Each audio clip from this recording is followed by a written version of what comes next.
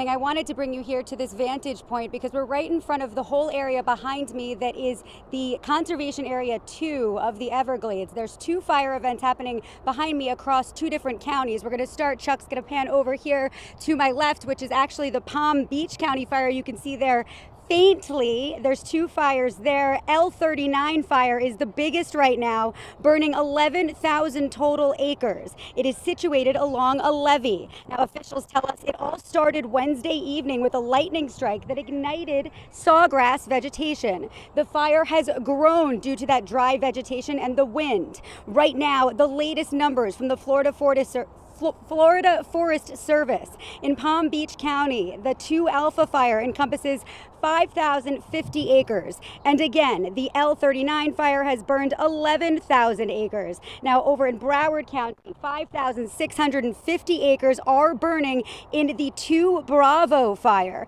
The Florida Forest Service has units stationed in both counties on east and west sides of the fire. We spoke with David Rosenbaum from the service, who basically said all they can do right now is monitor it, and we want to keep it contained here within this containment line. There's a canal behind me, and then there's also a levee on the other side. Now, he says that the fire should theoretically stop here at the levee. If not, they have a backup plan, a contingency plan, which he tells me is they would need to shut down the nearby Sawgrass Expressway until they can get the fire under control. So for more information on these fires, I'm going to toss it right over to our meteorologist, Glenn Glazer. Glenn?